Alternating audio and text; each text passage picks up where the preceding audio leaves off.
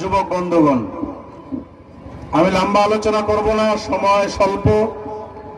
আমাদের মহামান্য সভাপতি উনি আপনাদের সম্মুখে বক্তব্য রাখবেন। বন্ধুগণ, আগামী 2-2.5 মাস পরে আমাদের এমপি নির্বাচন হতে চলছে। স্বাধীনতার পর আমরা অধিক সময় কেন্দ্রে এবং রাজ্যে আমরা কংগ্রেসকে বেশি সুযোগ দিয়েছি। মাঝে সময় যদি অন্য দলের প্রতিনিধি বা সরকার হয়েছে, কিন্তু কংগ্রেসকেই বেশি সুযোগ আমরা আসামের জনগণ দিয়েছি। তার ফলে আমরা কি পেয়েছি এটা আপনারা প্রত্যেকজন জ্ঞাত এবং আমরা জানি। নগাঁও কলিয়াবর লোকসভা যদি আপনারা দেখেন, নগাঁও সমষ্টির একটা অংশ নিয়ে কলিয়াবর লোকসভা ছিল, যেখানে একসময় তরুণ গগৈ সাহেব সেখানকার এমপি ছিলেন, কেন্দ্রীয় মন্ত্রী ছিলেন। পরবর্তীকালে ওনার ছোট ভাই দীপ গগৈ সাহেব দুবার করে সেখান থেকে এমপি। তার পরবর্তীতে আপনার কলিয়াবর থেকে তরুণ গগৈ সাহেবের ছেলে গৌরব গগৈ সাহেব গত 2টা টার্ম থেকে উনি ওখান থেকে এমপি।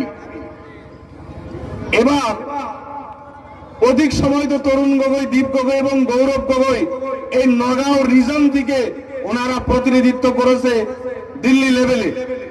এবং আসামের প্রেক্ষাপটে যদি আমরা দেখি, আসামেও কংগ্রেসের শাসন অধিক ছিল। কি পেয়েছি আমরা? স্বাধীনতার পর থেকে আজ পর্যন্ত আসামের সংখ্যালঘু জনগণ, আমরা জনসংখ্যা শতকরা 35, চাকরি বাকরিতে আমাদের হিস্সাদারি শতকরা 5টা। এই যে আপনার আমার ভাগ শতকরা 35 দিয়েছে শতকরা 5, আর 30% থেকে স্বাধীনতার পর থেকে আজ পর্যন্ত আমরা বঞ্চিত। হ্যাঁ, এখানে বিজেপিও সমানভাবে এখানে আমাদেরকে ঠকিয়েছে। এজিপি শাসন করেছে, এজিপিও ঠকিয়েছে, কিন্তু অধিককাল কংগ্রেসে শাসন করেছে। তাই আমরা যদি আজকে বঞ্চিত, নিপীড়িত, কংগ্রেসের সেই অপশাসন, কংগ্রেসের সেই ডিসক্রিমিনেশন,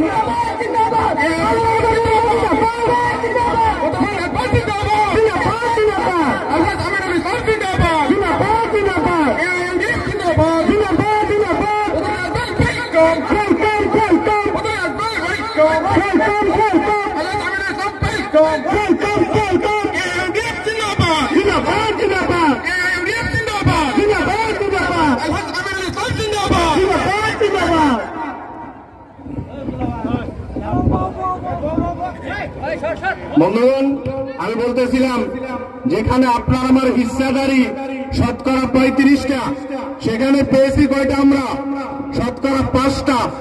এই বঞ্চনার শিকার আমরা হয়েছি। এর জন্য দায়ী এজিপি বিজেপির সাথে সাথে কংগ্রেসে অধিক সময় শাসন করার জন্য কংগ্রেস সব থেকে বড় দায়ী। আমাদের এই ডিসক্রিমিনেশনের শিকার তারা করেছে। এবার স্বাধীনতার পর থেকে যদি আপনি লক্ষ্য করেন, নেলি আপনারই এই জেলাতে ছিল, একটা সময় নগাঁও জেলার অন্তর্গত, এখন মরিগাঁও জেলা। নলির হত্যালীলা নিশ্চিতভাবে আপনাদের মনে আছে। কংগ্রেসের শাসনকালে নেলির সেই হত্যালীলার একজন হত্যাকারীদের বিরুদ্ধে তরুণ গগৈ সাহেবের 15 বছর শাসনকালে তরুণ গগৈ সময় হয় নাই। এমন তো বিশ্ব তো করবেই না। এমন তো বিশ্ব তো সাম্প্রদায়িক, বিজেপি সাম্প্রদায়িক, বিজেপি সংবিধানের দুশ্মন, বিজেপি ডেমোক্রেসির দুশ্মন। আমরা বিজেপির থেকে খুব কিছু আশাও করি না।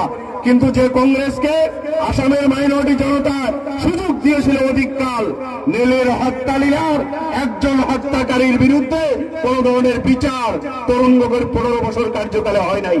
শুধু নেলির হত্যালীলা না, কোকরাঝারের হত্যালীলা, উদালগুড়ির হত্যালীলা, বরপড়া বঙ্গাইগাঁর উত্তরাঞ্চলের 92-93 সালের বাঁশবাড়ির সেই হত্যালীলা, 2012 কোকরাঝারের 5 লক্ষ মানুষের বাড়িঘর থেকে বিতরণ করা, 2014 নরসিংবাড়ির ঘটনা, বরপাড়া কাণ্ড, কংগ্রেসের কার্যকালে যে হত্যালীলা, লক্ষ্মীপুরতে সংখ্যালঘু জনগণকে গুলি করে যে হত্যালীলা চালিয়েছিল, এবং দলগাঁওয়ে কৃষকদের উপরে কংগ্রেসের পুলিশের তারা গুলি চালিয়ে যে হত্যালীলা, এই সমস্ত কাণ্ড অধিক সময় কংগ্রেসের কার্যকালে হয়েছে। সম্মানিত বন্ধুগণ, তাই গৌরব গগৈ কলিয়াবরের এমপি হয়ে গোর্খা ভাইদের কথা বলে যে তাদের নামে ডি আছে, সেটা মোশন করে দিতে হয়, হোম মিনিস্টারের কাছে লেটার লিখে, কিন্তু সংখ্যালঘু জনগণের কথা একবারও গৌরব গগৈর মুখ দিয়ে বের হয় না।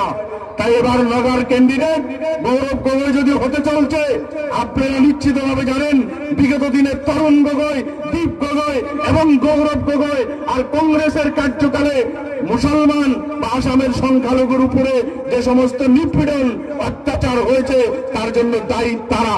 সম্মানিত বন্ধুগণ, আমার কাছে আজ সময় নাই, পরবর্তীতে কখনো সময় হলে বিস্তারিতভাবে আলোচনা করব। তাই এবার নগাঁও লোকসভা থেকে, ইউডিএফ থেকে আপনাদের মাঝখান থেকে আপনাদেরই সন্তান, আপনাদের মনের ব্যথা যে বুঝতে পারে, আপনাদের মুখের ভাষা কথা বুঝে আপনাদের ব্যথা অনুভব করে দিল্লির পার্লামেন্টে সে আপনাদের জন্য শক্তিশালীভাবে লড়াই করার জন্য যোগ্যতা দক্ষতা রাখে। হাজী আমিনুল ইসলাম সাহেব, মুফতি খায়রুল ইসলাম সাহেবের সুযোগ্য সন্তান, গত 15 বছর আসাম বিধানসভায় আপনাদের জন্য লড়াই করেছে।